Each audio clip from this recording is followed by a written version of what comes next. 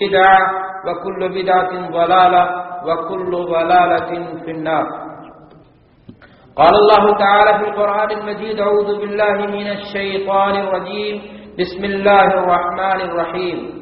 الذين يذكرون الله قياما وقعودا وعلى جنوبهم ويتفكرون في خلق السماوات والأرض ربنا ما خلقت هذا باطلا سبحانك فقنا عذاب النار.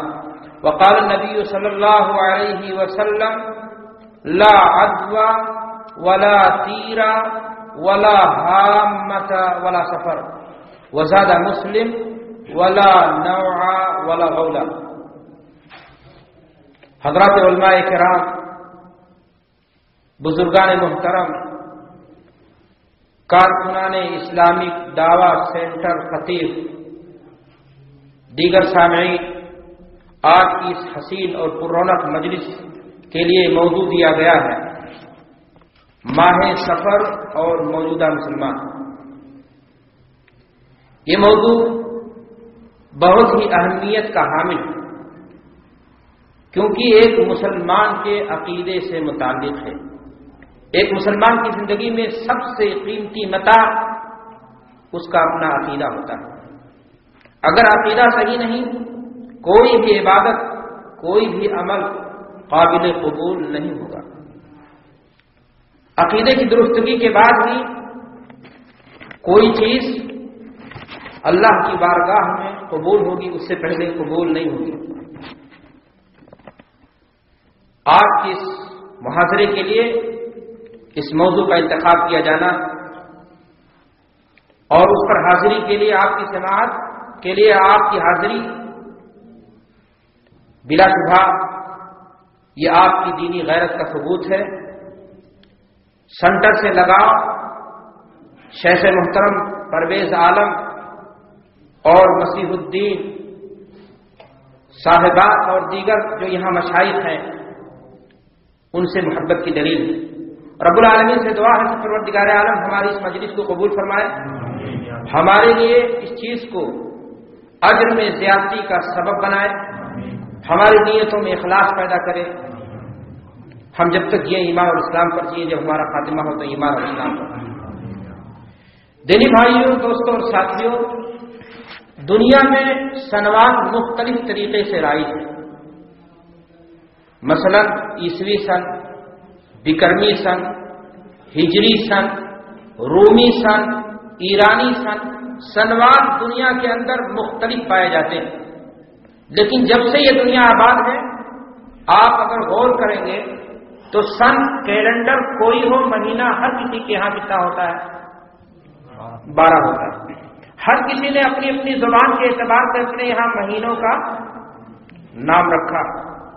اسلامی کیلنڈر، اسلامی تقویم، ہجری سال کی بنیاد عربی زبان پر ہے، اس لیے اس کے مہینوں کا نام بھی اسی بنیاد پر رکھا گیا. سفر کا مہینہ ہجری سال کا دوسرا مہینہ. اللہ تبارک و تعالیٰ نے سارے مہینے بنائے، سارے دن بنائے، سارے سال بنائے ہیں. یہ بھی حقیقت ہے کہ اللہ تبارک و تعالیٰ نے بعض مہینوں کو بعض مہینوں پر فضیلت دی. جیسے مثال کے طور پر رمضان کے مہینے کو دیگر مہینوں پر فضیلت دی ہے. اسی طریقے سے حج عرفہ کا دن جو ہے، اس دن کو اور دنوں پر کیا ملی ہے؟ برتری ملی ہے. جمعہ کا دن ہفتے کے دنوں کا کیا ہوتا ہے؟ سردار ہوتا ہے. کچھ اور مہینے اور دن ہیں جن کے بارے میں شریعت اسلامیہ خاموش ہے، یعنی اسپیشل اس کی کوئی فضیلت نہیں بیان کی گئی، لیکن اس کا یہ معنی نہیں ہوتا ہے کہ وہ دن یا وہ مہینہ خیر و خوبی سے کیا ہے؟ خالی ہے. جن مہینوں کی الگ سے کوئی نہ تو فضیلت بیان ہوئی اور نہ ہی اس سلسلے میں کوئی اس کے تعلق سے کہ اس کے اندر کوئی کمی پائی جاتی ہے، انہی مہینوں میں سے ماہ سفر کا مہینہ ہے. سفر کے مہینے میں شریعت اسلامیہ میں کوئی ایسی دلیل نہیں پائی جاتی جو اس کی اسپیشل فضیلت پر کیا کرے؟ دلالت کرے. نہ ہی کوئی ایسی دلیل پائی جاتی ہے کہ اس مہینے کو منحوس جانا جائے، اس میں کسی کام کی شروعات کو اس سے گریز کیا جائے یا اس سے بچا جائے. جی ہاں، عرب کے کافر زمانے جاہلیت میں اس مہینے کو ضرور منحوس سمجھتے تھے اور اپنے اسی مذمومہ عقیدے کی بنیاد پر انہوں نے بہت سارے اعمال اور بدعتیں بنا رکھی تھی، جن کو کر کے اس مذمومہ نحوست سے اپنے آپ کو بچانے کی کیا کرتے تھے، کوشش بھی کرتے تھے۔ افسوس کی بات ہے امت اسلام کے اندر بھی آج اس طرح کا عقیدہ پایا جانے لگا ہے۔ آج بہت سارے مسلمان غیر قوموں کی تقلید،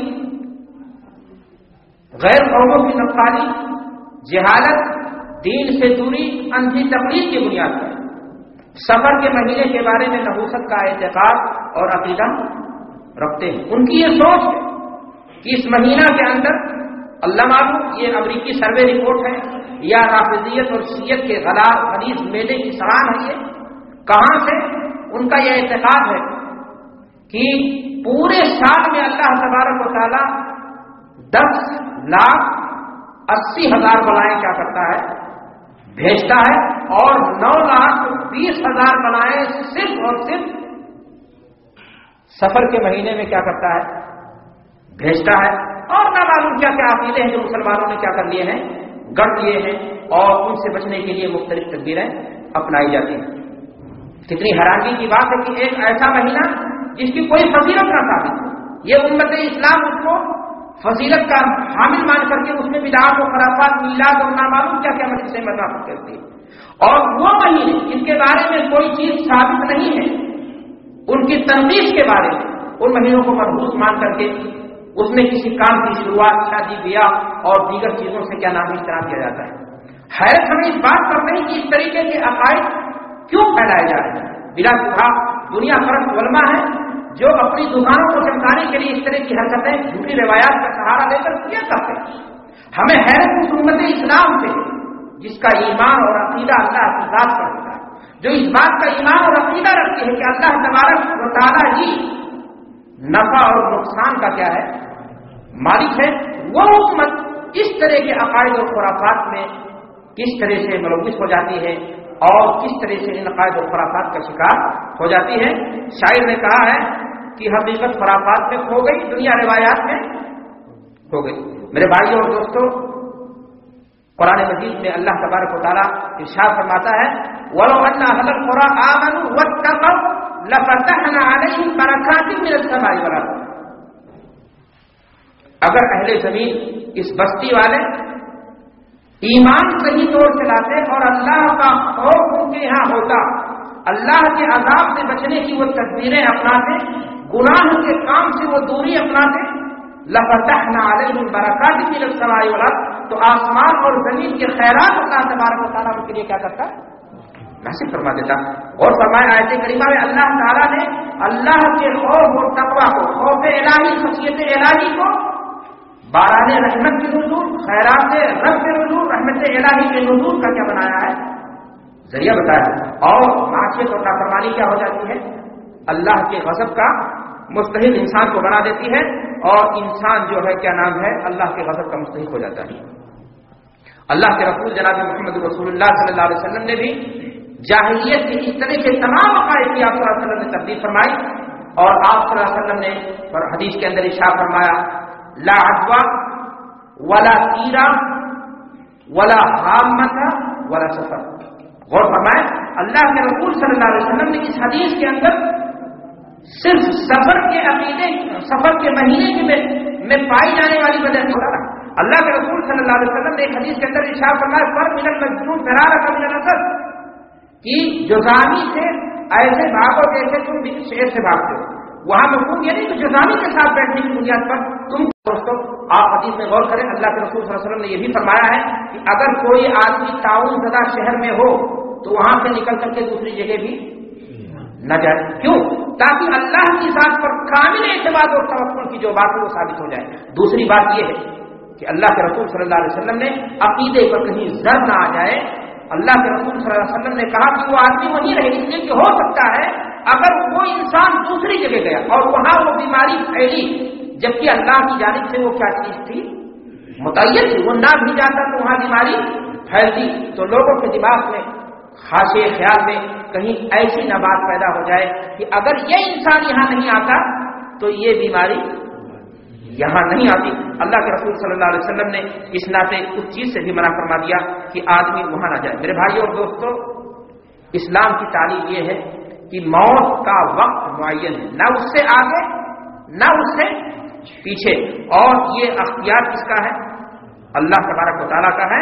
موت اور زندگی کا فیصلہ ساتویں آسمان سے ہوتا ہے. کسی مریض کے پاس بیٹھنے سے اگر اچانک کسی کو بیماری لاحق ہو گئی اور وہ مر گیا تو اس ناطے نہیں کہ وہاں بیٹھنے کی وجہ سے بیماری اس کو چڑھائے، اور اگر وہاں نہیں جاتا تو موت سے کیا ہو جاتا ہے؟ وہ نجات پا جاتا.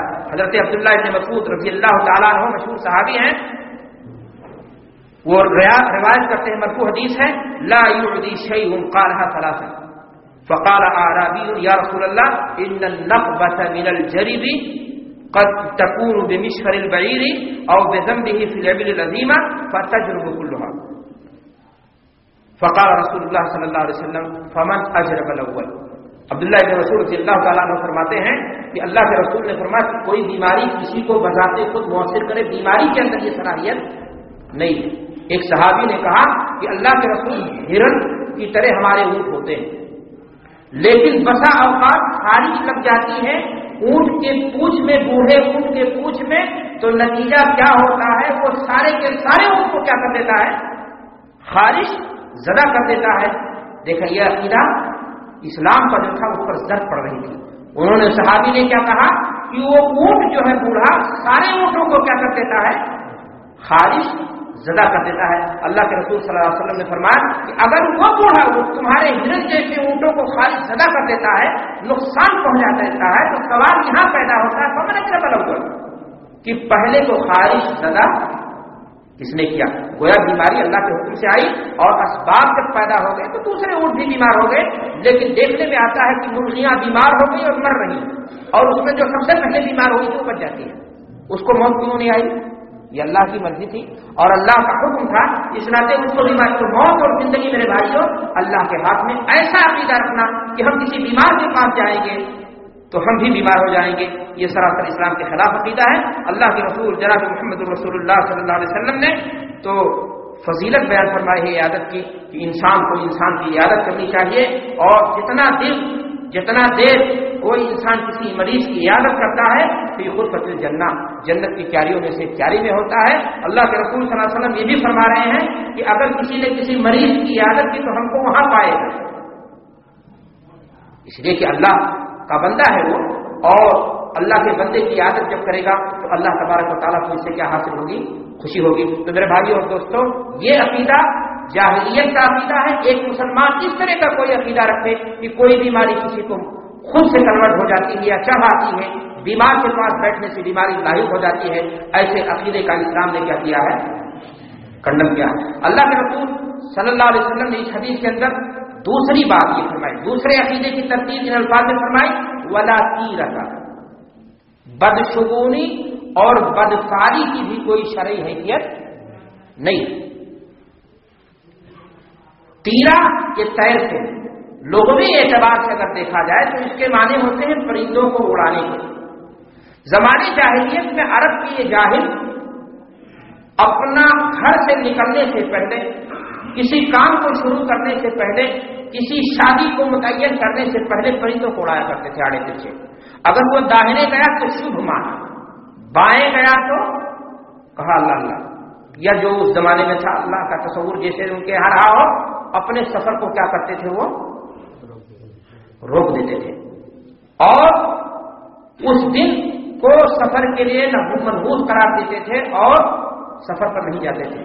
اللہ کے رسول صلی اللہ علیہ وسلم نے اس طرح کے عقیدے کی تردید فرمائی، اور آپ نے فرمایا کہ سارے دن اللہ کے بنائے ہوئے ہیں، منگل ہو، سنیچر ہو، دن کوئی ہو، اتر جانا ہے گاؤں سے کہ دکھن جانا ہے، یہ سارے معاملے جو ہے اس میں خیر شامل ہیں. انسان اگر خود اچھا ہے تو اچھائی اس کے ساتھ ہے، اور اگر انسان خود برا ہے تو برائی کیا ہو جائے گی؟ ساتھ ہو جائے گی. دراصل منحوس نحوست دن میں نہیں ہے، پرندے میں نہیں ہے. نحوست کس میں ہے؟ انسان میں ہے کہ وہ برائی کرتا ہے. وہ دن سب سے زیادہ منحوس دن ہے آپ کے لیے، جس دن آپ نے اللہ کی جناب میں کوئی نافرمانی کی، کوئی معصیت کا ارتکاب کیا، اور وہ دن آپ کے لیے سب سے خیر کا دن ہے، سب سے بہترین دن ہے، سب سے اچھا دن ہے، جس دن آپ اپنے گناہوں سے کیا کر لیں، توبہ کر لیں۔ رمضان مبارک جیسا بابرکت مہینہ اگر ایک انسان بیٹھ کر کے رات میں فلم دیکھتا ہے تو منحوس ہے، شراب پیتا ہے، گناہ کا کام کرتا ہے، روزہ نہیں رکھتا، رمضان مبارک جیسا بابرکت مہینہ منحوس ہو گیا اس انسان کے گناہ کی بنیاد پر، نہ کہ بذات خود مہینہ، نہ کہ بذات خود پرندہ کوئی منحوس ہے۔ ایسا کچھ عقیدہ رکھنا یہ غلط ہے۔ اور میں نے آپ سے کہا یہ معاملہ زمانے جاہلیت کے مشرکوں کا صرف پرندوں ہی تک محدود نہیں تھا، انہوں نے انسانوں کو منحوس قرار دیا، انہوں نے ماہ و سال کو منحوس قرار دیا، اور اس کی تفصیل انشاءاللہ بھی میں بیان کروں گا کہ سفر کے مہینے کو جیسا کہ میں نے عرض کیا۔ حد تو یہ ہے کہ ان قسمت کے ماروں نے اللہ کے نبیوں تک کو کیا نام ہے نحوست کے کیٹیگری میں کیا کر دیا، کھڑا کر دیا۔ قرآن مجید کا اگر آپ مطالعہ کریں گے تو آپ کو یہ بات واضح ہو جائے گی۔ اللہ تبارک و تعالیٰ قرآن مجید کے اندر ارشاد فرماتا ہے وَإِن تُصِبْهُمْ حَسَنَةٌ يَقُولُوا هَٰذِهِ مِنْ عِندِ اللَّهِ وَإِن تُصِبْهُمْ سَيِّئَةٌ يَقُولُوا هَٰذِهِ مِنْ عِندِكَ، کہ اے محمد صلی اللہ علیہ وسلم اگر ان کو کوئی نیکی پہنچتی ہے، کہیں ان کو کامیابی مل جاتی ہے، ان کا کوئی کام بن جاتا ہے، انہیں کوئی نوکری مل جاتی ہے، ان کی بیٹی کی شادی بیٹھ جاتی ہے، ان کا کوئی لفظ نکل آتا ہے، تو ایسی صورت میں کہتے ہیں کہ اللہ نے ہمیں نوازا۔ اور اگر ان کے گناہوں کے پاداش میں، ان کے کرتوتوں کے پاداش میں، ان کی بدعمالیوں کی سزا رب العالمین ان کو دیتا ہے عذاب کی شکل میں، تو کیا کہتے ہیں من عندی، کہ اے محمد یہ تمہارے نئے دین کا نتیجہ ہے، تمہاری نحوست کا کیا نام ہے۔ اللہ اکبر۔ اللہ کے انبیاء، بھیجے ہوئے پیغامبر اور رسول جو انسانیت کے لیے رحمت بن کر کے آئے، سراسر رحمت بن کر کے آئے، انسانیت کے لیے نہیں جانوروں کے لیے، ساری مخلوقات جمادات کے لیے رحمت بن کر کے آئے، ان انبیاء کرام کو بھی انہوں نے نحوست کی کیٹیگری میں کیا کر دیا، کھڑے کر دیا۔ اور وہ دین جو اللہ کا بھیجا ہوا دین، اس دین کو بھی انہوں نے باعث نحوست گردانا، کہا یہ تیرے نئے دین کی بنیاد پر یہ ساری کی ساری مصیبتیں ہیں۔ اللہ تبارک و تعالیٰ نے آگے فرمایا، کیا فرمایا، ما اصابک من حسنۃ فمن اللہ وما اصابک من سیئۃ فمن نفسک، اے نبی ان کو بتا دو کہ اچھائی بھی برائی بھی آڈر بغیر اللہ کے حکم سے نہیں آتی ہے، لیکن اچھائی اللہ کی طرف سے آتی ہے۔ انسان ہو تمہیں پانی پینے کا حق اللہ دیتا ہے، اور جو کچھ تمہیں سزائیں، بلائیں، مصیبتیں، آفتیں، چاہے وہ زمینی ہوں چاہے وہ آسمانی، جو کچھ تمہیں لاحق ہوتی ہیں وہ تمہارے اپنے گناہوں کا کیا نام ہے نتیجہ ہوتی ہے۔ تو میرے بھائی اور دوستو، میں نے آپ سے کہا کہ نحوست کہاں ہوتی ہے، انسان کے اپنے عمل میں ہوتی ہے۔ نہ کوئی دن برا ہوتا ہے، نہ کوئی مہینہ برا ہوتا ہے، نہ اللہ کی کوئی مخلوق برا ہوتی ہے، چاہے وہ پرندے۔ تمہاری پریشانیوں کی وجہ نبی بتا دو ان سے، تمہاری نحوست کی وجہ ہم نہیں تم ہو، تمہارے برے اس کی وجہ ہم نہیں ہیں۔ میرے بھائی اور دوستوں، آج ہمارے معاشرے کے اندر اس طرح کے بے شمار عقائد پائے جاتے ہیں۔ اگر سامنے سے کوئی کانا آدمی گزر جائے، آدمی کہتا آج کا دن میرا کیا ہوا، آج کا دن میرا کیا ہو گیا، خراب ہو گیا۔ ڈرائیور ہے، گاڑی چلا رہا، بلی گزر گئی، کالی بلی گزر گئی، راستہ روک کر کے کیا ہو جاتا ہے، بیٹھ جاتا ہے۔ لگتا ہے امریکہ نے رڈار فٹ کر دیا ہے کہ جب میزائل آئے گی تو تمہیں بتا دے گی۔ یہ کالی بلی کیا مجال ہے اس کا۔ اسی طریقے سے اگر کوئی آدمی راستہ کاٹ دے تو کیا کرے گا، بلی نے راستہ کاٹ دیا، گاڑی روک دیا۔ اور اگر کوئی آدمی راستہ کاٹ دے، اچانک دوڑ کر کے راستہ گزر جائے، گاڑی روکے گا۔ اگر کوئی بچہ گزر جائے تو مذاق کے ذریعے اس کی ماں تک پہنچ جائے گا۔ اب بھی کوئی نحوست نہیں، جبکہ خطرہ ہے کہ انسان کیا ہو جائے، مر جائے۔ لیکن بلی نے اگر راستہ کاٹ دیا تو جو ہے کیا کیا، یہ عقیدہ کہاں سے آیا، آپ بتائیے میرے بھائی اور دوستوں۔ اس طرح کا عقیدہ رکھنا کہ اگر بلی نے راستہ کاٹ دیا تو ہم منزل تک نہیں پہنچ جا پائیں گے، یا ہمارے سامنے کوئی پریشانی لاحق ہونی ہے، یا کوئی مصیبت آنے والی ہے، ایک مسلمان اس طرح کا عقیدہ ہرگز نہیں رکھ سکتا ہے۔ نفع اور نقصان کا مالک کون ہے، بلی کی کیا مجال، بلی کی کیا حیثیت۔ ایک بلی آپ کا راستہ روک دے آپ ایک بلی کے گزرنے کی وجہ سے اپنی گاڑی روک کر کے بیٹھ جائیں اور اپنا راستہ موڑ لیں، اپنی گاڑی کو روک دیں، ایک بلی کی کیا مجال ہو سکتی ہے؟ اللہ کی وہ مخلوق ہے۔ اور ایک انسان، ایک مسلمان کہہ لیجیے، جب اپنے گھر سے نکلے تو دعا پڑھ کر کے نکلے، بسم اللہ توکلت علی اللہ ولا حول ولا قوت الا باللہ۔ جب گاڑی چلانے کے لیے گاڑی میں بیٹھے بسم اللہ کریں، اس کے بعد سفر کی دعا پڑھیں، سبحان الذی سخر لنا ھذا، اللہ کی قسم، رب ذوالجلال کی قسم، اللہ تمہاری زبان کی لاج رکھے گا، کوئی پریشانی تمہیں نہیں آئے گی، کوئی مصیبت تمہیں نہیں لاحق ہوگی، نہ کالی بلی تمہارا کچھ بگاڑے گی، نہ بھوری بلی تمہارا کچھ بگاڑے گی۔ یہ ساری کی ساری نحوستیں ہیں، یہ اللہ کی مخلوق ہے، ان سے کیا ہونا۔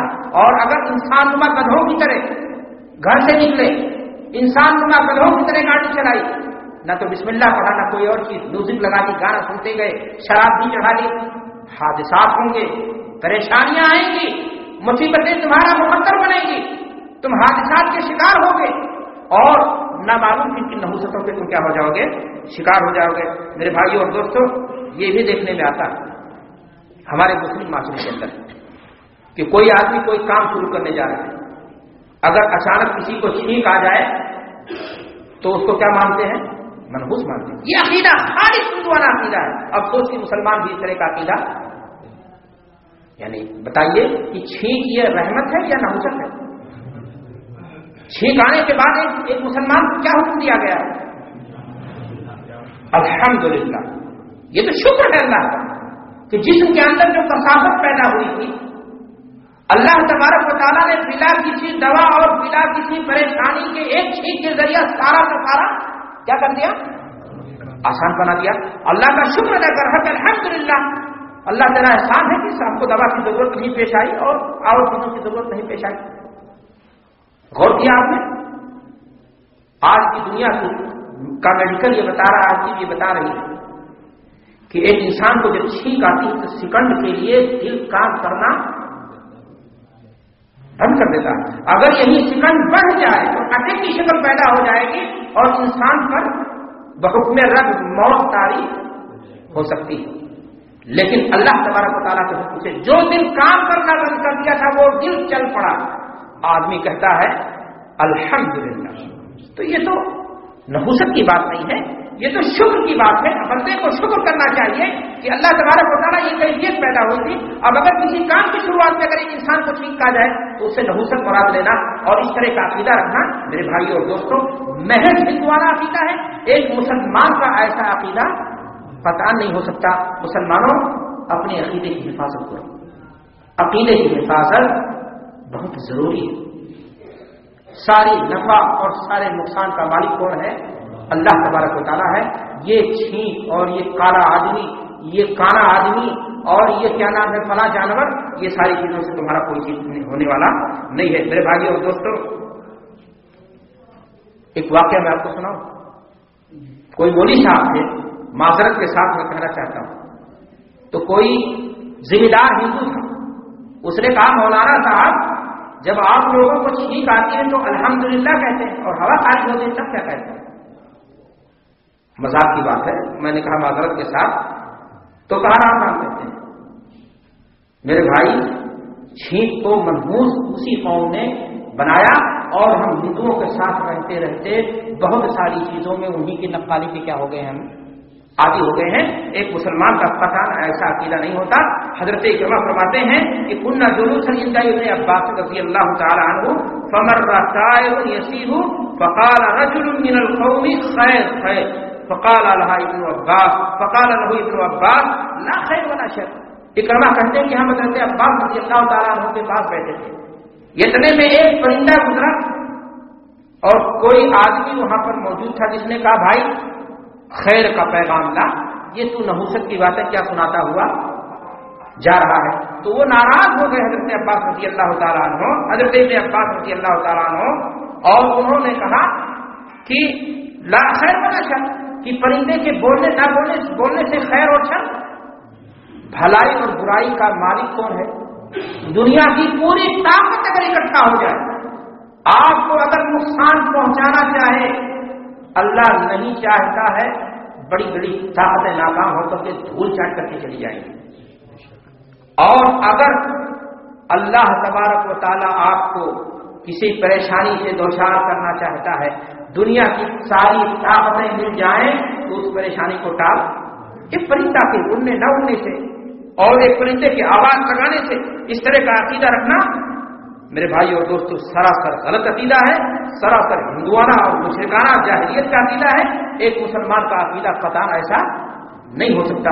حضرت طاؤس فرماتے ہیں کہ ہم سفر کر رہے تھے، امام طاؤس فرماتے ہیں کہ ہم سفر کر رہے تھے، ہمارے ساتھ بھی ایسا ہی واقعہ ہوا کہ ایک کوا کائیں کرتا ہوا گیا اور اس پر ایک آدمی نے کہا خیر خیر، اچھی باتیں سنا، یہ نحوست کی خبر کہاں سے لے کر کے آ گیا؟ تو انہوں نے ڈانٹا اس کو، کہا کہ ایو خیر ھذا لا تصحبنی، کہ اس کے ہاتھ میں کیا ہے، اس کے بولنے نہ بولنے سے کیا ہوتا ہے. ہم نے مکتب کے زمانے میں کسی دینی کتاب میں ایک چیپٹر پڑھا تھا کہ کوئی ہندو تھا، اس کے یہاں کوئی آدمی کام کرتا تھا، نوکر تھا. اس نے اس سے کہہ رکھا تھا، آپ جانتے ہیں ہمارے یہاں تصور ہے کہ اگر گھر کے مڈیر پر کوا بیٹھ کر کے دو چارہ بانٹے تو کہتے ہیں آج کوئی مہمان آنے والا ہے. تو گویا دو کوا ایک ساتھ بیٹھنا ان کے یہاں نیک پال ہے، اور اگر ایک کوا ہے تو وہ نحوست کی علامت ان کے. تو اس نے اپنے مزدور سے کہہ رکھا تھا کہ اگر تم کو دو کوا ایک ساتھ بیٹھنا، یہ نیم کا درخت اس کے گھر کے سامنے تھا، وہ قصہ لکھا ہوا باقاعدہ کتاب میں، کوئی فرضی نہیں بیان کر رہا ہوں میں. کہا اگر کسی دن تم کو نظر آئے تو مجھے فوراً بتانا. ایک دن اس کو نظر آ گیا، دوڑ کر کے مالک کے پاس آیا، کہا صاحب کوا دو ایک ساتھ نیم کے درخت پر بیٹھے ہوئے، آپ آ کر کے دیکھیے. جب تک وہ آیا ایک کوا اڑ گیا اور ایک ہی کوا بیٹھا ملا. اب ایک کوا اس کے عقیدے کے مطابق کیا تھا، نحوست کی علامت. اس نے اپنے مزدور کو خوب پٹائی اس کی لگائی، اور اس کے کچھ ہی دیر کے بعد اس کا کوئی دوست تھا، اس نے اس کو تحفے تحائف بھیجے، فروٹ بھیجے، کوئی گفٹ بھیجا، بریانی بھیجی، کوئی اور چیز پکا کر کے بھیجی. کس کو؟ مزدور کو نہیں، اسی ہندو کو.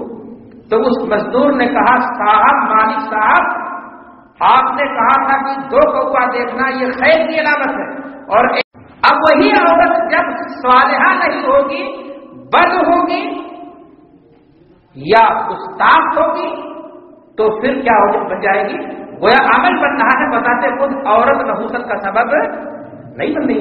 اسی طریقے سے گھر بتاتے خود منحوس نہیں ہے، لیکن جس گھر میں معصیت کا ارتکاب کیا جائے گا، جس گھر میں اللہ کی نافرمانی کی جائے گی، جس گھر میں نماز نہیں پڑھی جائے گی، جس گھر میں قرآن مجید کی تلاوت نہیں کی جائے گی، بلکہ فلمی گانوں، رفیع کی آواز اور قواریوں کی سرود اور نامعلوم چیز کا جو ہے کیا مرکز بن جائے گا، تو بلا شبہ وہ گھر کیا بن جائے گا؟ منحوس بن جائے گا یا نہیں بن جائے گا؟ تو گھر منحوس نہیں ہے، تمہاری یہ جو اعمال خارجیاں ہیں وہ کسی گھر کو یا وہ کسی عورت کو کیا بنا رہے ہیں، نحوست وہاں پیدا ہو رہی ہے. ورنہ بتاتے خود عورت سواری تو ایک انسان کی زندگی کی قیمتی چیز ہے اور انسان اس پر بڑا اہتمام کرتا ہے. اب سواری کی نحوست کیا ہے؟ آپ اس کو چلا کر کے برائی کے کام میں جاؤ، آپ اس کو رنگ ڈھنگ سے چلاؤ، آپ اس کے ذریعہ سے کوئی گناہ کرو، یہ سارے کام آپ کے کیا بن جائیں گے میرے بھائی؟ نحوست کا سبب بن جائیں گے. لیکن بذات خود نحوست ان چیزوں کے اندر نہیں پائی جاتی ہے. اللہ کے رسول صلی اللہ علیہ وسلم نے تو ان تمام قسم کے عقائد کو اس طرح کے جو پائے جاتے ہیں، چاہے وہ کانا آدمی کی شکل میں ہو، چاہے وہ عورت کی شکل میں ہو، چاہے وہ بھونکا آدمی کی شکل میں ہو، چاہے وہ پرندے کی شکل میں ہو، چاہے وہ کوے کی شکل میں ہو، چاہے وہ ٹٹہری کی شکل میں ہو، یا کوئی اس طرح کے تمام عقائد کے بارے میں جو امت اسلام کے اندر آج پائے جاتے ہیں، اللہ کے رسول جناب محمد رسول اللہ صلی اللہ علیہ وسلم نے فرمایا التیرۃ شرک، التیرۃ شرک، بدشگونی لینا یہ شرک ہے، بدشگونی لینا یہ شرک ہے. میرے بھائیو اور دوستو، اللہ کے رسول نے تو اسے کیا قرار دیا ہے؟ شرک قرار دیا. جب اللہ کے رسول نے یہ حدیث بیان فرمائی تو وہی صحابی موجود تھے. کہا کہ اللہ کے رسول، اگر ہوتا ہے آپ سے کہ کوئی آدمی آیا اس کا کام بگڑ، کہا فلاں آتا ہے تو میرا کام کیا ہو جاتا ہے؟ یہ عقیدہ برا ہے، غلط ہے، شرک ہے. اللہ کے رسول صلی اللہ علیہ وسلم نے فرمایا، جب حدیث پر بیان فرمائی تو صحابی گھبرا اٹھے، کہا کہ ہو سکتا ہے ہمارے دل میں کبھی اس طرح کا خیال کہیں پیدا ہو جائے تو ہم کیا کریں؟ اللہ کے رسول صلی اللہ علیہ وسلم، اس کا کفارہ کیا ہوگا؟ تو اللہ کے رسول صلی اللہ علیہ وسلم نے بیان فرمایا کہ اس کا کفارہ ہے کہ انسان کیا کہے اللہم لا یأتی بالحسنات الا انت ولا یدفع السیئات الا انت، کہ اے اللہ نیکی تیرے اختیار میں تو لاتا ہے، تیرے حکم کے بغیر کوئی نیکی نہیں آتی، اور برائی کا بھی مالک تو ہے، کوئی مصیبت، کوئی پریشانی، کوئی آفت، کوئی مجبوری، کوئی بیماری بلا تیرے اجازت کے نہیں آتی، ولا حول ولا قوت الا باللہ۔ انسان کے اگر دل میں کہیں وسوسہ اس طرح کا پیدا ہو جائے تو وہ کیا کرے؟ اس طرح کی دعا پڑھ لے۔ بلکہ ایک حدیث میں اللہ کے رسول صلی اللہ علیہ وسلم نے یہ بھی فرمایا کہ اللہم لا خیر الا خیر ولا خیر الا خیر ولا الہ غیرک، یہ دعا پڑھ لے۔ میرے بھائیو اور دوستو، یہاں ایک بات علمی میں آپ کو بتا دینا چاہتا ہوں کہ اللہ کے رسول صلی اللہ علیہ وسلم نے فرمایا کہ اختیارہ شرک، نحوست، بدشگونی لینا، بدفعلی لینا، یہ کیا ہے؟ شرک ہے۔ لیکن یہ شرک وہ نہیں ہے جو مخرج من الملہ، بلکہ یہ شرک اصغر کے قبیل سے ہے۔ اور اس کی واضح دلیل یہ ہے کہ صحابی نے جب اللہ کے رسول سے پوچھا کہ اے اللہ کے رسول اس کا کفارہ کیا ہے، تو اللہ کے رسول صلی اللہ علیہ وسلم نے فرمایا کہ یہ دعا پڑھ لے۔ جس گناہ میں کفارہ ہے وہ کفر کے حد تک کفر اکبر جسے کہتے ہیں جو مخرج من الملہ ہوتا ہے، یا شرک اکبر جو مخرج من الملہ ہوتا ہے، علماء نے یہ قاعدہ بیان کیا ہے کہ اگر کسی گناہ میں کفارہ ہے تو پھر وہ صغیرہ میں سے شمار ہوگا، کبائر میں سے شمار نہیں ہوگا۔ میرے بھائیو اور دوستو، انسان کی دیرینہ خواہشات میں سے ایک خواہش یہ بھی ہوتی ہے کہ انسان کسی طریقے سے اپنے مستقبل میں جھانک کر دیکھے، معلوم کر سکے کہ آنے والا کل کیسا ہوگا، اس کی عمر کتنی ہوگی، آگے چل کر غم دیکھے گا یا خوشیاں، حادثے اور سانحے کب اور کہاں پیش آئیں گے، خوشیاں اسے کب میسر ہوں گی۔ انسان کی یہ فطرت ہوتی ہے۔ اس طرح کی انسان کوشش کرتا ہے کہ اس کی زندگی میں غم کب آئے گا اور خوشیاں کب میسر ہوں گی، پریشانیاں کب ہوں گی۔ لیکن میرے بھائی اور دوستوں، ایک انسان کو اگر یہ معلوم ہو جائے کہ زندگی کے کس مرحلے میں اس کے کون کون سے جگر کے ٹکڑے اس کا ساتھ چھوڑیں گے، کب اس کی موت آئے گی، تو زندگی جو بچی ہوئی ہے وہ آزاد بن کر کے، اگر ایک انسان کو معلوم ہو جائے کہ فلاں دن ہماری موت ہو جائے گی، فلاں دن ہمارا بچہ مرے گا، فلاں دن ہمارے بچے کو یہ بیماری لگے گی، تو وہ دن آنے سے پہلے ہی اس کی غم میں گویا ایک طرح سے غیب کی بات کو اللہ نے اپنے اختیار میں رکھ کر کے امت اسلام کے ساتھ، اس انسانیت کے ساتھ اللہ تبارک و تعالیٰ نے ایک طرح کا کیا کیا ہے؟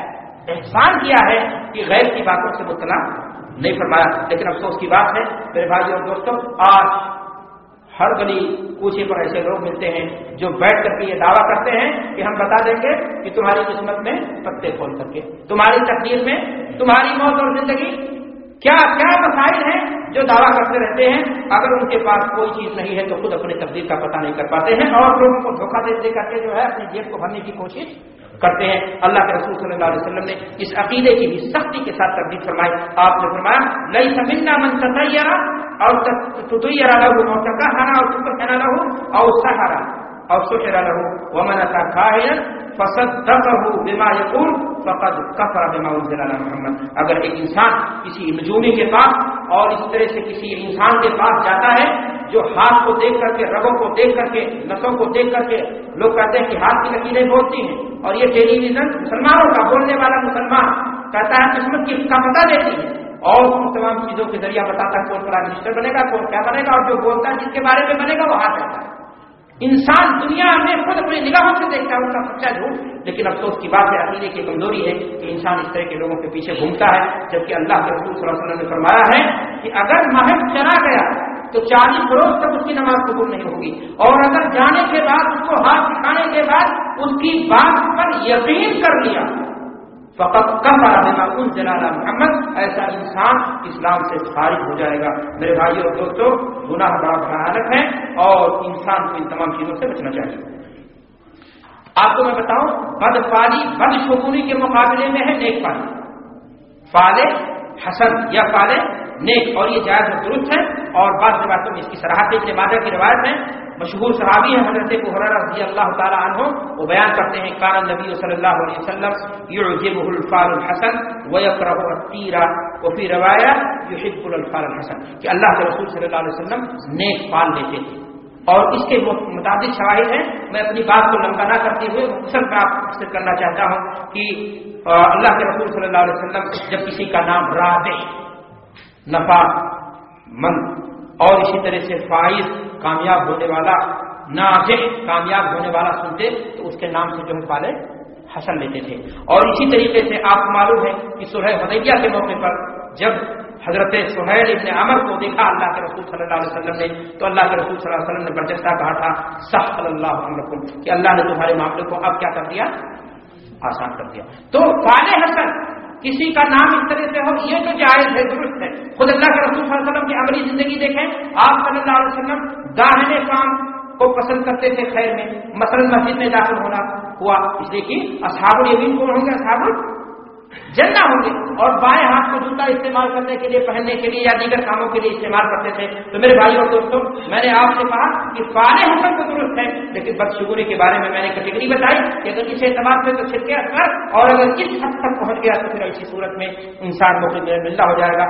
حافظ ابن حجر رحمۃ اللہ علیہ فرماتے ہیں کہ بدشگونی ایک طریقے سے یہ اللہ کے بارے میں انسان بدظنی اور بدگمانی کو مترادف ہے، اور وہ بھی ملا کسی دلیل کے۔ اور حسن ظنی یہ اچھی بات ہے، اور ایک انسان کو، ایک بندے کو اپنے رب سے حسن ظنی ہی ہونی چاہیے، اور اس کو جو ہے اللہ کے بارے میں ہمیشہ ہی خیر کی امید رکھنی چاہیے۔ میرے بھائیوں اور دوستوں، اللہ کے رسول جناب محمد رسول اللہ صلی اللہ علیہ وسلم نے آگے حدیث کے اندر ارشاد فرمایا ولا حامۃ، الو کی نحوست بھی کوئی چیز نہیں۔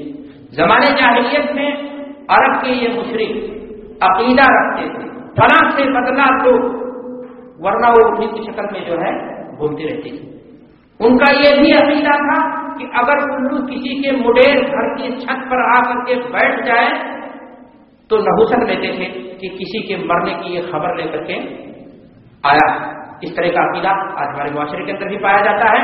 بہت سارے جانور ہیں، بہت سارے پرندے ہیں جن کے بارے میں ٹٹہری ہے، وہ جائے رات کو تو لوگ کہتے ہیں آج کوئی گاؤں کا سردار ٹائپ کا آدمی کیا ہو جائے گا، مر جائے گا، چمگادڑ دیکھا تو یہ، فلاں دیکھا تو یہ۔ میرے بھائیوں اور دوستوں، اللہ کے رسول صلی اللہ علیہ وسلم نے سختی کے ساتھ تردید فرمائی کہ الو بھی اللہ کی مخلوق میں سے ایک مخلوق ہے، اس کی بنیاد پر کوئی نحوست نہیں ہوتی، وہ بھی اللہ کی ایک مخلوق ہے، اللہ نے اس کے اندر بھی خیر و خوبی رکھی ہے، اور اس سے نحوست کو پکڑنا اور اس سے نحوست کو لینا یہ اس طرح سے بالکل کیا ہے، درست اور جائز نہیں ہے۔ میرے بھائی اور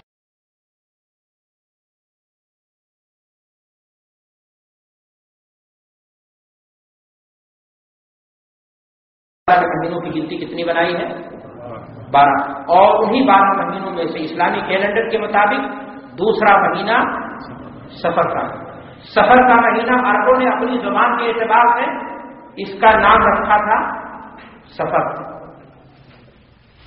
چونکہ اس مہینے میں ذی القعدہ، ذی الحجہ، محرم 3 مہینہ یہ ہوتا تھا، کیا نام ہے، حرمت کا۔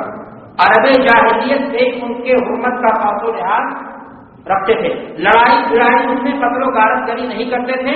اس کے بعد جب سفر کا مہینہ آتا تھا تو وہ تیر و تخم اٹھا لیتے تھے، ایک قبیلہ دوسرے قبیلے پر کیا ہو جاتا تھا، چڑھ جاتا تھا، اور یا تو مار کے ختم کر دیتا تھا یا خود مر جاتا تھا، اور اس طرح ان کے گھر کیا ہو جاتے تھے، کھڑر ہو جاتے تھے، ویران ہو جاتے تھے۔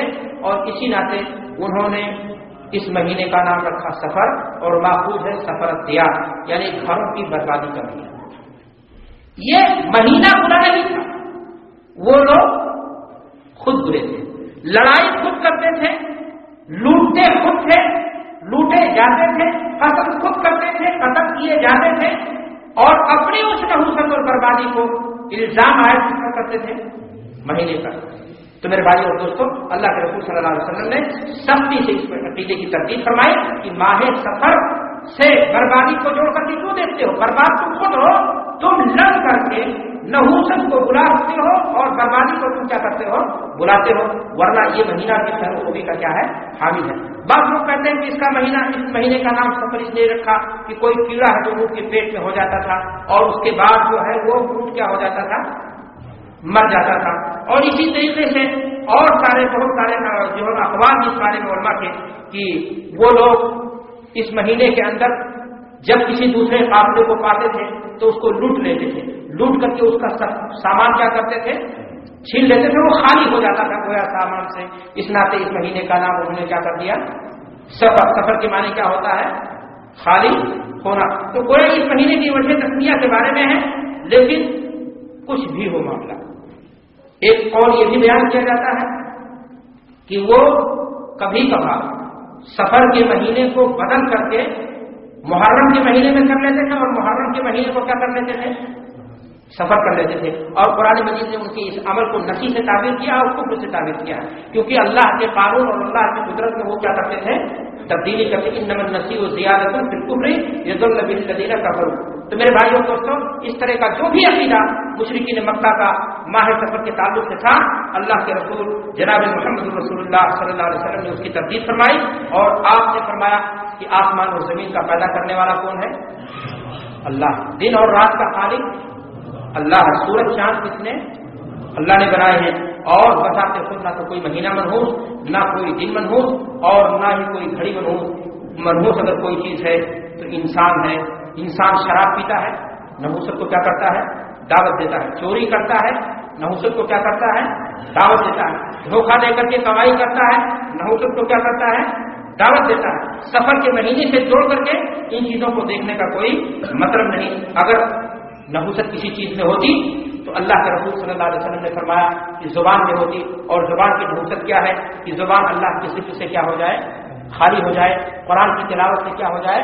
خالی ہو جائے. زبان سے کیا کرے انسان؟ گند بکے. زبان سے کیا کرے انسان؟ دوسروں کے دلوں کو دکھائے. زبان سے کیا کرے انسان؟ گانا اور کہیں بدلے لگے. وہ زبان کیا ہو جائے گی؟ منحوس ہو جائے گی. لیکن اسی زبان کو اگر قرآن کی تلاوت میں لگا دیجیے، ذکر الہی میں لگا دیجیے، عصیان و تمرد میں بیتے ہوئے لمحات کو یاد کر کے انسان اگر اپنے گناہوں سے معافی میں لگا دے تو وہی زبان اس کے لیے کیا بن جائے گی؟ خیر کی بن جائے گی. ورنہ پھر وہی زبان اس کے لیے جو ہے بربادی کا کام بن جائے گی. تو میرے بھائی اور دوستوں، اس طرح کا عقیدہ رکھنا یہ سراسر باطل عقیدہ ہے اور بے بنیاد عقیدہ ہے. افسوس کی بات ہے آج مسلمان قوم میں بھی اس مہینے کے تعلق سے نہ معلوم کیا کیا گمراہیاں پائی جاتی ہیں اور کیا کیا عقائد ہیں جو مسلمانوں نے اس مہینے کے تعلق سے گڑھ رکھے ہیں اور بنا کسی دلیل سے گڑھ رکھا ہے. اور انہی چیزوں میں سے یہ ہے کہ لوگ سوچتے ہیں کہ یہ مہینہ شادی کے لیے مناسب نہیں ہے، بلکہ سوچتے ہیں کہ اس مہینے کو منحوس سمجھتے ہیں. کہتے ہیں کہ اگر اس مہینے میں شادی کی جائے گی تو کیا ہو جائے گا؟ شادی برباد ہو جائے گی. مشرکین مکہ شوال کے مہینے میں بھی شادی کو منحوس سمجھتے تھے. انشاء سے مانتے تھے، پچھڑے کے بارے میں مانتے تھے. اور وہ سوچتے تھے کہ اگر اس مہینے میں شادی کی جائے گی تو شادی کیا ہو جائے گی؟ وہ ٹوٹ جائے گی. اللہ کے رسول صلی اللہ علیہ وسلم نے نہ صرف زبان سے بلکہ عملی طور سے مشرکین مکہ کے اس عمل کی کیا گئی؟ سختی سے آپ صلی اللہ علیہ وسلم نے تردید فرمائی. اور حضرت عائشہ صدیقہ رضی اللہ تعالیٰ عنہا سے شادی آپ نے اس مہینے میں کی، شوال کے مہینے میں کی. صدیقہ عائشہ صدیقہ رضی اللہ تعالیٰ عنہا خود فرماتی ہیں تزوجنی رسول اللہ صلی اللہ علیہ وسلم فی شوال وبنا بی فی شوال فأی نساء رسول اللہ کان احظى عنده منی. کہ میری شادی اللہ کے رسول صلی اللہ علیہ وسلم نے مجھ سے شادی شوال کے مہینے میں کی اور مجھ سے دخول بھی شوال کے مہینے میں کیا. اور میں نہیں جانتی قسمت و نصیبہ میں اللہ کے رسول صلی اللہ علیہ وسلم کی نگاہ میں محبوب ہونے میں ہم سے زیادہ کون سی بیوی اللہ کے رسول صلی اللہ علیہ وسلم کی نگاہ میں محبوب تھی. تو میرے بھائی اور دوستوں، شادی کو کسی مہینے سے جوڑ کر کے دیکھنا کہ شادی کب کی جائے، فلاں مہینے میں کی جائے تو منحوس ہو جائے گی اور فلاں مہینے میں کی جائے تو خیر و برکت کا سبب ہو جائے گی. اللہ کے رسول صلی اللہ علیہ وسلم نے مشرکین مکہ کے اس عقائد کو کیا سختی کے ساتھ تردید کی. تجربات اور مشاہدات یہ بتاتے ہیں کہ ایک دو نہیں، سینکڑوں شادیاں، سینکڑوں نہیں ہزاروں شادیاں، ہزاروں نہیں لاکھوں شادیاں سفر کے مہینے میں ہوئی ہیں، محرم کے مہینے میں ہوئی ہیں، شوال کے مہینے میں ہوئی ہیں. اور وہ شادیاں کامیاب ترین شادیاں نہیں ہیں. خوشیاں ان کی زندگی میں آئی. ان کو اللہ نے اولاد سے نصیب کیا، اولاد نصیب کیا. اولاد ان کی جو ہے جن کی اعلیٰ تعلیم یافتہ ہے. کیوں؟ اس لیے کہ وہ شادی شدہ جوڑے خود کیا تھے؟ نیک تھے. اس طرح ان کی زندگی میں کیا آئی؟ خوشیاں آئی. اگر شادی کرنے والا غلط ہوگا تو چاہے جس مہینے میں شادی کریں بربادی کیا ہو جائے گی؟ لازم ہو جائے گی. شادی کو سفر کے مہینے سے جوڑنا یا محرم کے مہینے سے جوڑنا یا شوال کے مہینے سے جوڑنا، اس طرح کا عقیدہ رکھنا یہ ایک مسلمان کا عقیدہ نہیں، یہ زمانے جاہلیت کے مشرکوں کا عقیدہ تھا، اور اس طرح کے عقیدے کی اللہ کے رسول صلی اللہ علیہ وسلم نے تردید فرمائی۔ میری بھائیوں اور دوستوں، کسی دن یا کسی مہینے کو منحوس کہنا در حقیقت رب العزت کے بنائے ہوئے زمانے میں جو لیل و نہار کی شکل میں مشتمل ہے اس پر عیب لگانے کے مترادف ہے۔ گویا آپ اللہ تبارک و تعالیٰ نے جو رات اور دن مہینے بنائے ہیں، آپ یہ کہنا چاہتے ہو اپنی عملی طور سے یا زبانی طور سے کہ اللہ تبارک و تعالیٰ ان مہینوں میں خیر و خوبی نہیں ڈال سکا، اللہ کے بنانے میں کوئی کیا رہ گئی، کسر اور کوڑ رہ گئی اور کمی رہ گئی۔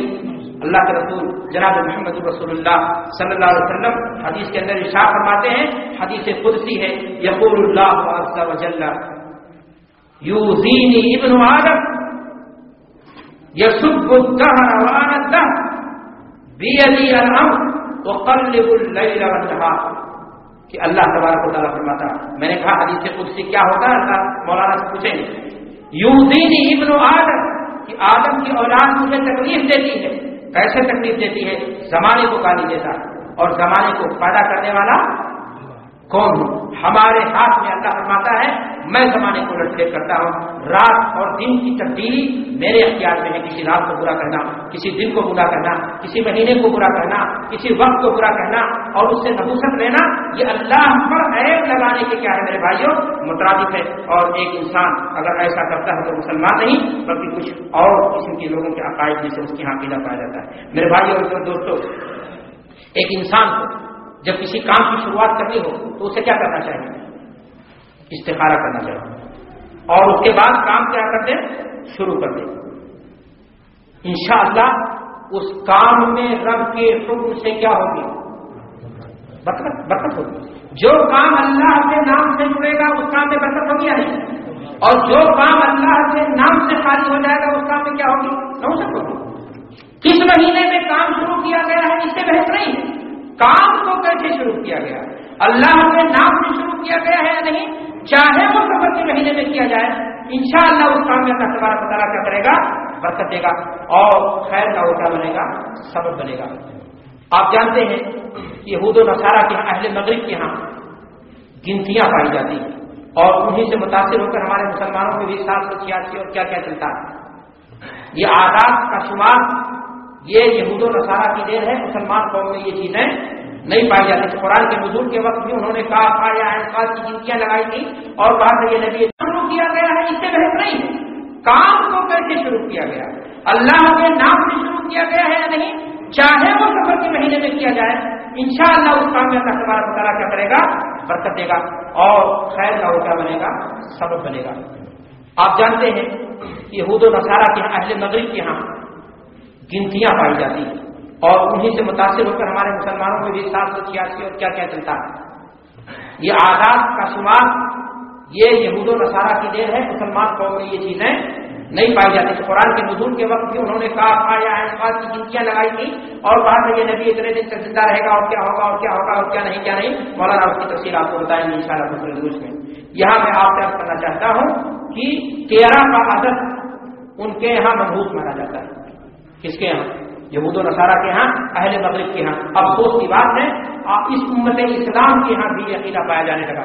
سفر کے مہینے میں 1 سے لے کر 13 تک، 1 سے لے کر 13 تاریخ تک نامعلوم کیا کچھ حرکتیں کی جاتی ہیں۔ خاص طور سے عورتیں اس بارے میں انتہائی قسم کی بدعقیدگی کی شکار ہیں، اور وہ یہ سوچتی ہیں کہ 1 سے لے کر 13 تاریخ ہیں، یہ بہت ہی خطرناک ہے۔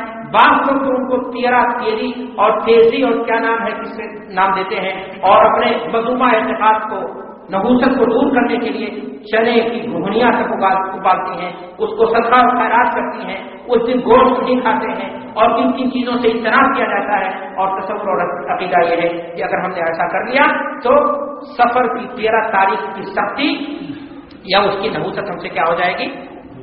دور ہو جائے گی۔ میرے بھائیو اور دوستوں، اس طرح کا کوئی بھی عقیدہ یہ بد ہے، اسلام کے خلاف ہے، اسلام کے صفات اس قسم کے توہمات سے پاک ہیں۔ ہمارے یہاں شادی کے تعلق سے دیہات میں باقاعدہ مسئلہ مشہور ہے 3، 13، 23، یعنی ان تاریخوں میں دن نہیں رکھنا چاہیے۔ دن رکھنا سمجھتے ہیں شادی کے لیے بیٹی بیٹے کے لیے جو دن متعین کیا جاتا ہے، فوراً کسی سے پوچھو عام آدمی 3، 13، 23 یہ دن مت رکھنا، کیوں نہ رکھنا بھائی؟ وہی عقیدہ ہمارے یہاں تو جبو دستار پہن کر کے اور بعض تو دارالعلوموں کی ڈگریاں لے کر کے اس پر مہر لگا کر کے جنتریاں بنائی جاتی ہیں اور اس میں لکھا رہتا ہے فلاں مہینہ شادی کے لیے مناسب، فلاں دن شادی کے لیے مناسب اور فلاں دن شادی کے لیے کیا ہوگا؟ اللہ اکبر، کون سا دن شادی کے لیے مناسب نہیں ہے؟ جس دن بچے کو اور بچی کو فرصت ہو، ماں باپ کو فرصت ہو، دونوں طرف سے مناسب رشتہ آ جائے، اس دن شادی کر دو۔ شادی کی بنیاد استوار اسلامی نہج پر ہو، ان کے لیے دعائیں اسلامی نہج پر تو چھاتا خیر سے ہوگا، خوشیاں ہی خوشیاں ان کی زندگی میں آئیں گی۔ اس طرح کا عقیدہ میرے بھائیوں آج جو ہمارے قوم میں چلن ہے، عام ہوا ہے، ہمیں تو ڈر لگتا ہے کہ کسی دن ہم کو وہ دن نہ دیکھنے پڑے کہ ہم کو شادیوں کے لیے مولویوں کے پاس پنڈتوں کی طرح جانا پڑے، جس طرح ہندو قوم میں جا کر کے وہاں سے جو کیا کرتے ہیں شادی کے لیے کیا نکالتے ہیں؟ مہورت۔ ہم کو بھی جانا پڑے گا مولویوں کے پاس اور ان کو گھوس دے کر کے مہورت صحیح کروانا پڑے گا۔ پیسہ دو گے تو کہیں گے ہاں فلاں دن تمہاری شادی کا مراسم ہے، پیسہ اگر پنڈتوں کی طرح نہ ملا تو پتا چلا کہ وہ دن کیا ہو جائے گا؟ اللہ اکبر، امت اسلام، امت توحید، جو اللہ کی وحدانیت کی قائل، جس کا عقیدہ کہ اللہ ہے نفع ضرر کا مالک اور سارے دنوں کو پیدا کرنے والا، اس طرح کا عقیدہ اور تصور کہ 13 تاریخوں میں شادی نہ ہو، 3، 13 میں نہ ہو، 23 میں نہ ہو اور یہ شادی بربادی کی طرف چلی جائے گی۔ میرے بھائیوں اور دوستوں، اس قسم کا تمام عقیدہ اللہ کے رسول جناب محمد رسول اللہ صلی اللہ علیہ وسلم نے سختی سے اس کا انکار کیا۔ ہمارے یہاں ایک عقیدہ اور پایا جاتا ہے، انہیں 13 تاریخوں میں باقاعدہ شادی شدہ جوڑوں کو آپس میں ملنے نہیں دیا جاتا ہے۔ پرانے جوڑے 3 دن تک نہیں ملتے ہیں اور نئے جوڑوں کو تو 13 دن تک ملنے نہیں دیا جاتا ہے۔ کہا جاتا ہے اگر بیوی کا منہ دیکھا تو نحوست آ جائے گا۔ مہینہ محرم کا شروع ہوتا ہے، علماء دین کے سامنے ایک لمبا سوال کا فہرست، مولوی صاحب دکان کھولنا چاہے، مولوی صاحب شادی کرنا چاہے، مولوی صاحب بیوی کا منہ دیکھنا چاہے، یہ عقیدہ اسی کے دین ہے۔ میرے بھائیوں اور دوستوں، کہا یہ جاتا ہے کہ ان میں اگر بیوی کا منہ دیکھا گیا تو نحوست کہیں نہ لاحق ہو جائے اس میں۔ اللہ اکبر، یہ عقیدہ آپ ذرا بتائیے کہ کیا اس ہندوؤں کے عقیدے کے مترادف نہیں ہے؟ شادی کے بعد پتہ نہیں ان کے یہاں کون سی کالی رات آتی ہے جس رات کو میاں بیوی آپس میں نہیں ملتے، ہم سوچتے ہیں کہ اگر وہ رات گزر گئی تو زندگی ساری کی ساری پھر کیا ہو جائے گی؟ خیر سے گزر جائے گی، اور اگر اس رات میں کوئی گڑبڑی ہوئی تو زندگی کیا ہو جائے گی؟ تباہ و برباد ہو جائے گی۔ یہ افسوس کی بات ہے، یہ 13 یا اس طرح کے نحوست کے عقیدے جو سفر کے مہینے میں آج جوڑے گئے ہیں، یقین مانیں یہ ہندو قوم کے ساتھ رہنے اور بسنے کی وجہ سے ہمارے ساتھ آئے ہیں۔ اور اگر آپ غور سے دیکھیں گے تو ہندوستان کے مشرکوں کا عقیدہ زمانے کفر کے مشرکوں کے عقیدے سے بہت زیادہ میل جول کھاتا ہے۔ اور آج کا مسلمان قرآن نہیں پڑھتا، دین کی کتابیں نہیں پڑھتا، علماء دین کے پاس سینٹروں میں نہیں آتا، کہتا پولیس صاحب میں بزی ہوں، لیکن سیریل ضرور دیکھتا ہے۔ بلی کو الٹتے ہوئے کالی اور کسی کی سیریل میں کوئی نحوست کا غیر کالی رات اور دن بھر بیٹھ کر کے وہی دیکھتا ہے، اپنے بچوں کو دکھاتا ہے۔ نتیجہ یہ ہوتا ہے انہیں عقائد و نظریات کا کیا ہو جاتا ہے؟ وہ حامل ہو جاتا ہے، اور اس طرح کی چیزیں جو اس کے ایمان اور اس کے عقیدے میں سیل لگا دے، ایسے غلط عقائد و نظریات کا اگر عادی نہیں بنا تو کم سے کم اس کے دل اور دماغ میں کہیں نہ کہیں اس طرح کی چیزیں شرائط ضرور کر جاتی ہیں۔ میرے بھائیوں اور دوستوں، میں آپ سے کہنا چاہوں گا کہ اس طرح کے تمام عقائد باطل ہیں اور بے بنیاد۔ ہمارے بہت سارے مسلمان بھائی جو محرم کے مہینے میں شادی نہیں کرتے، ان سے پوچھو کیوں نہیں کرتے ہیں شادی؟ کرتے امام حسین رضی اللہ تعالیٰ عنہ کی مہینے میں کیا ہوئی تھی؟ شہادت ہوئی تھی۔ تو امام حسین رضی اللہ تعالیٰ عنہ کی شہادت اگر محرم کے مہینے میں ہوگی تو محرم کا مہینہ منحوس کب سے ہو گیا؟ یہ مہینہ تو مسلمانوں کی روشن مستقبل کا مہینہ ہے، اہل باطل کی بربادی کا مہینہ ہے، اہل حق کی جیت کا مہینہ ہے۔ اللہ تبارک و تعالیٰ نے اسی مہینے میں موسیٰ کو فرعون کے ظلم سے کیا دی تھی؟ نجات دی تھی۔ انہوں نے شکرانے کے طور پر روزہ رکھا، اللہ کے نبی نے شکرانے کے طور پر روزہ رکھا۔ اگر 61 سال بعد کربلا کی سرزمین میں کوئی واقعہ پیدا ہو جائے تو اس سے وہ دن منحوس ہو گیا؟ اچھا چلو وہ دن منحوس ہو گیا، سفر کی تاریخ میں پھر امام حسن رضی اللہ تعالیٰ عنہ کا انتقال ہو گیا، سفر کا مہینہ بھی کیا ہو گیا؟ منحوس ہو گیا۔ اور خلیفہ راشد یا ہمارے رسول حضرت ابوبکر صدیق کا انتقال ذوالحجہ میں ہو گیا، اس ناطے ذوالحجہ کا مہینہ منحوس ہو گیا۔ اور اسی طریقے سے کسی کی وفات جماعت الاولیاء میں ہو گئی، وہ منحوس ہو گیا۔ حضرت علی رضی اللہ تعالیٰ عنہ کا انتقال رمضان کے مہینے میں ہوا، وہ منحوس ہو گیا. اللہ کے رسول صلی اللہ علیہ وسلم کا انتقال ربیع الاول کے مہینے میں ہوا، وہ منحوس ہو گیا. اور دیگر انبیاء کرام ان کا بھی انتقال کسی نہ کسی مہینے میں ہوا ہوگا. اور آپ کو میں نے بتایا کہ جب سے دنیا قائم ہے مہینے یہی ہیں محرم صفر ربیع الاول، تو وہ منحوس ہوگا تو شادی کب کریں گے؟ کسی حادثے کی بنیاد پر، کسی واقعے کی بنیاد پر، کسی دن کو، کسی رات کو، کسی مہینے کو منحوس گردانا جائے اور تمہیں شادی بیاہ سے اور کیا نام کسی دکان کی شروعات سے یا اوپننگ کرنے سے میرے بھائی اور دوستوں گریز کرنا، اس طرح کا تمام کا تمام عقیدہ جو ہے غلط ہے، باطل ہے. اسلام نے اس طرح کے تمام عقیدوں کا کنڈم کیا ہے اور اس طرح کی کوئی دلیل نہیں ملتی. میرے بھائی اور دوستوں ماہ سفر کو اس ناطے بھی منحوس سمجھا جاتا ہے کہ اس ماہ کی آخری تاریخوں میں سرور کائنات حبیب کبریا حضرت محمد رسول اللہ صلی اللہ علیہ وسلم بیمار ہوئے تھے. غور کریں گے تو آپ کو پتہ یہ چلے گا کہ یہ عقیدہ بھی سراسر مسلمانوں کا کیا ہے؟ باطل عقیدہ ہے. کیونکہ اللہ کے رسول صلی اللہ علیہ وسلم کو جس طرح دنیا سے تمام انبیاء چلے گئے، وما محمد اللہ رسول قد خلت من قبلہ الرسل، آپ کو بھی موت آنی تھی، آپ کی وفات کے لیے بیماری کا بہانہ بننا تھا.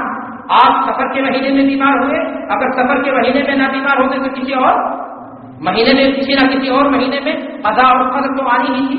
تو اللہ کے رسول صلی اللہ علیہ وسلم کی بیماری کی بنیاد پر کسی مہینے کو منحوس مان لینا، یہ میرے بھائیوں اور دوستوں یہ عقل سے بعید تر چیز ہے اور ایک مسلمان کا عقیدہ نہیں ہو سکتا. میرے بھائیوں اور دوستوں آج مسلمانوں کے اندر سفر کا آخری بدھ، اس کو بھی کیا کیا جاتا ہے؟ اس بدھ کو جو ہے کیا کیا جاتا ہے؟ مسلمانوں میں بعض لوگ ایسے ہیں جو اس بدھ کو کاروبار ہولی یا دیوالی کی طرح کیا کرتے ہیں؟ بند رکھتے ہیں.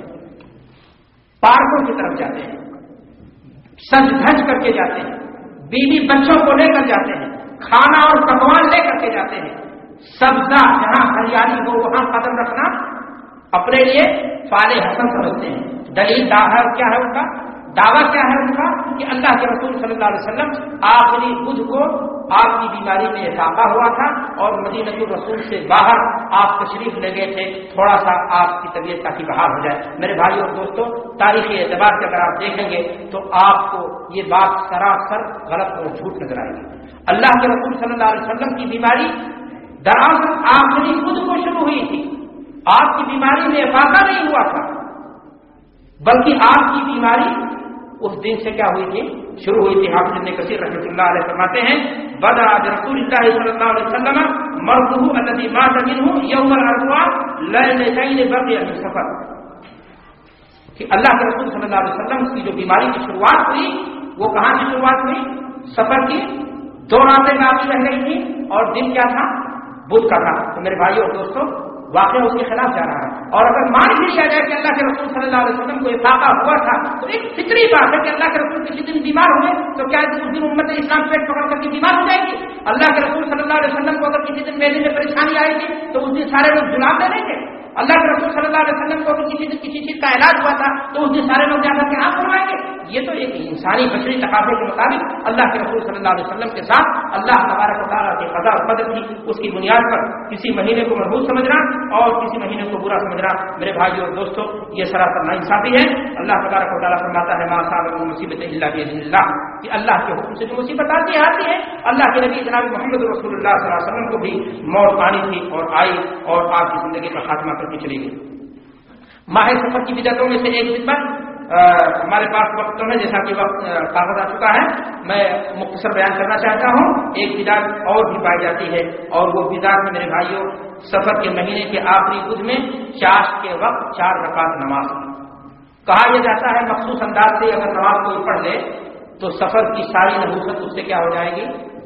دور ہو جائے گی. میرے بھائیوں اس قسم کی جھوٹی نماز سے اور اتنے ساری امیدیں رکھنا یہ سراسر کیا ہے؟ فضول ہے، بکواس ہے اور اس طرح سے ایک عقیدہ کسی مسلمان کا نہیں ہو سکتا. کوئی کہے نماز پڑھنا بھی بکواس، جی ہاں جب وہ نماز بلا دلیل ہو تو ایسی صورت کا کاغذ آ چکا ہے. میں مختصر بیان کرنا چاہتا ہوں. ایک بدعت اور بھی پائی جاتی ہے اور وہ بدعت میرے بھائیوں سفر کے مہینے کے آخری بدھ میں چاشت کے وقت 4 رکعت نماز. کہا یہ جاتا ہے مخصوص انداز سے اگر نماز کوئی پڑھ لے تو سفر کی ساری نحوست اس سے کیا ہو جائے گی؟ دور ہو جائے گی. میرے بھائیوں اس قسم کی جھوٹی نماز سے اور اتنے ساری امیدیں رکھنا یہ سراسر کیا ہے؟ فضول ہے، بکواس ہے، اور اس طرح سے ایک عقیدہ کسی مسلمان کا نہیں ہو سکتا۔ کوئی کہے نماز پڑھنا بھی بکواس، جی ہاں، جب وہ نماز بلا دلیل ہو تو ایسی صورت میں وہ نماز کیا ہو جائے گی؟ بدعت بن جائے گی۔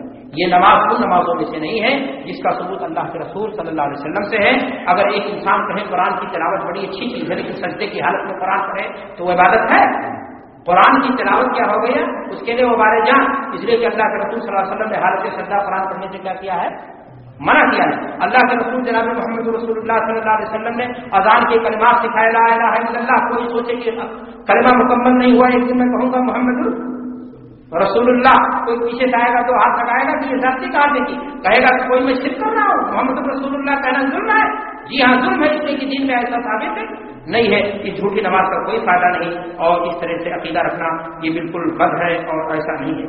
میرے بھائی اور دوستوں، ہمارے بہت سارے بھائی ہیں جو اس مہینے کے اندر اور بہت ساری بدعتیں کرتے ہیں، اور انہی بدعتوں میں سے ایک بدعت یہ بھی ہے کہ سفر کے آخری بدھ کو مغرب اور عشاء کے درمیان مسجدوں میں اکٹھا ہوتے ہیں اور ایک ایسے کاتب کے پاس حلقہ بنا کر کے بیٹھ جاتے ہیں، کاغذ پر وہ انبیاء علیہ السلام کی آیات لکھ کر کے جو ہے مثلا سلام علی نوح فی العالمین، سلام علی موسیٰ و ہارون، سلام علی ابراہیم لکھ کر دیتا ہے، اور یہ لوگ لے جا کر کے اس کو پانی میں ڈبو کر کے کیا کرتے ہیں؟ پیتے ہیں، اور اس اتفاق سے پیتے ہیں کہ اگر ایسا کر لیا تو سارے کے سارے نحوست جو ہے کیا ہو جائے گی؟ دور ہو جائے گی۔ بلا شبہ یہ عقیدہ بھی باطل ہے، اور ایسا کچھ اللہ کے رسول جناب محمد رسول اللہ صلی اللہ علیہ وسلم سے ثابت نہیں ہے۔ بعض لوگ یہاں تک دیکھا گیا ہے کہ بدھ کے روز، سفر کے مہینے میں بدھ کے روز نہیں بلکہ عام مہینے میں بدھ کے روز مریض کی عادت نہیں کرتے ہیں۔ جھوٹی روایت سے پڑھی موضوع کہ اگر کسی نے بدھ کے روز کسی مریض کی عادت کی تو جمعرات اس کی عادت ضرور کرے گا، یعنی اس کو قبرستان میں دیکھے گا۔ اب آپ بتائیے کہ اگر کسی کو کسی دشمن کو مارنا تو زہر کھلانے کی ضرورت نہیں، اس کے جا کر کے اس کی کیا کر لو؟ بدھ کے دن عیادت کر لو اور آسانی کے ساتھ اس سے کیا مل جائے گی؟ چھٹی مل جائے گی۔ افسوس کی بات ہے یہ امت اسلام اس طرح کے خرافات کی کس طرح سے شکار ہو گئی۔ میرے بھائی اور دوستوں، آپ کو سفر کے مہینے میں بہت سارے اچھے کام ملیں گے، جی ہاں، اور انہی اچھے کاموں میں سے آپ کو میں بتاتا ہوں کہ ہجرت کے بعد جہاد کی آیات اللہ تبارک و تعالیٰ نے اس مہینے میں نازل فرمائی، سفر کے مہینے میں نازل فرمائی۔ حبیب کبریا اپنے رب کے حکم پر عمل کرتے ہوئے پہلا غزوہ آپ نے اسی مہینے میں کیا، جس کا نام غزوہ ابوا یا غزوہ ادان بھی ہے۔ محسن انسانیت حضرت خدیجہ الکبریٰ رضی اللہ تعالی عنہا سے شادی اللہ کے رسول صلی اللہ علیہ وسلم نے کس مہینے میں کی تھی؟ سفر کے مہینے میں کی تھی۔ خیبر کی فتح کس مہینے میں ہوئی؟ سفر کے مہینے میں ہوئی۔ واقع بیر مونا اور قبیلہ حسن کی جانب اللہ کے رسول صلی اللہ علیہ وسلم نے سریہ بھیجا، وہ کس مہینے میں تھا؟ اسی مہینے میں تھا۔ اب آپ بتائیے یہ ساری چیزیں جب اسی مہینے میں تھی اور خیر کی چیزیں تھیں تو پھر اس مہینے کو منحوس کیوں مانا جائے؟ اللہ کے رسول صلی اللہ علیہ وسلم نے آگے فرمایا، سب 5 منٹ اور لیں گے کہ آگے فرمایا ولا نچھتر کی بھی کوئی شرعی حیثیت نہیں ہے۔ بارش کون برساتا؟ سورج کون اگاتا؟ زمین سے فصلیں کون اگاتا؟ اب اگر کوئی شخص کہے اندرا برسا، چترا برسا، ہتھیا برسا، جھنڈا برسا، تو پھر کیا کہا جائے گا؟ یہ ہندوانہ عقیدہ ہے اور مشرکانہ عقیدہ ہے۔ میرے بھائیوں اور دوستوں، یہ بھی ایک چیز غور کرنے کی ہے کہ یہ اندرا اگر پانی کا جلتا ہے تو کیا صرف ہندوستان والوں کے لیے؟